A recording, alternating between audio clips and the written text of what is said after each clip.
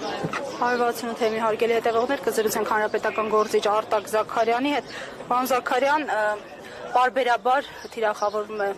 քաղաքական առաջնորդը, ձեր քաղաքական առաջնորդը, երրորդ նախագահը, իշխանությունները այս անգամ ինչ են ուզում եւ պատահական եք համարում ընտրված ժամանակահատվածը նախընտրական, թե հենց միտումնավոր է։ Չէ, թիրախավորում են, որովհետեւ ուժ են տեսնում։ Եվ թիրախավորման հիմքում էլ որպես կանոն կամ շինծու բաներն են, խնդիրներն են կամ մաքուր զրպարտություններն են, եթե քաղաքական մասով վերցնենք։ Ընդհանուր առմամբ բնականաբար սպասելի պրոցես է, որևէ այսպես անակնկալներ որպես այդպեսին չկան։ Քաղաքական իմաստով բնականաբար պայքարը պետք է շարունակել եւ գլխավոր խնդիրը փոփոխության չի ենթարկվում։ Դա իշխանափոխություն է, որովհետեւ առանց դրա մենք Հայաստանի Հանրապետության ներկայի եւ ապագայի մարտահրավերներն ու սպառնալիքները չեզոքացնել եւ լուծել չենք կարողանալու։ Մենք հիմա էլ տեսնում ենք, թե դրանք գնալով ինչպիսի ավելի կարծր եւ ավելի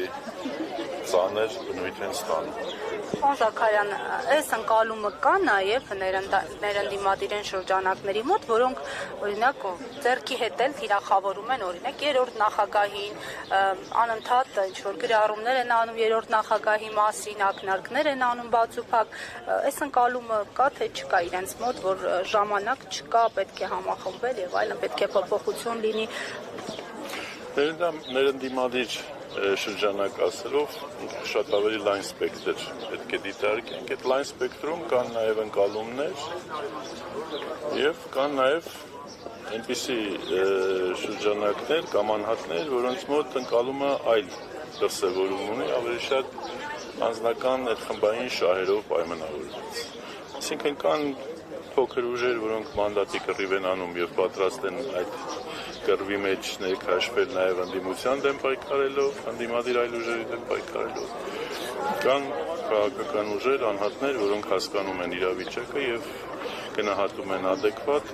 եւ պատրաստ են համախմբված ձևով միասնական ճակատով հանդես գալ։ Այսինքն մանդատի հերթական կռվին են պատրաստվում 2026 շրջանակներ, այո, որոշ շրջանակներ եւ առաջիկայում այդ շրջանակներն ավելի լայնանալու են,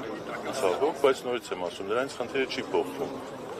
Դրանից խնդիրը չի փոխվում, Հայաստանի Հանրապետության առջև ծառացած խնդիրները դրանով չեն լուծվում, ընդհակառակը շատ ավելի բարդանում են, շատ ավելի կարծրանում են եւ ընդդիմությանը այսօր շատ անհրաժեշտ է լուրջ, լայնախոհ, շրջահայաց եւ համախմբված գործողություններ։ Բայց հաշվի առնելով այս հատկապես երկու խոշոր ընդդիմադիր ուժերի միմյանց միջև հերակա բանավեճը, միավորում դուք հավանական համարում եք։ Միավորում այո, հավանական համարում եմ, բանավեճն նորմալ եմ գնահատում։ Շնորհակալ ենք։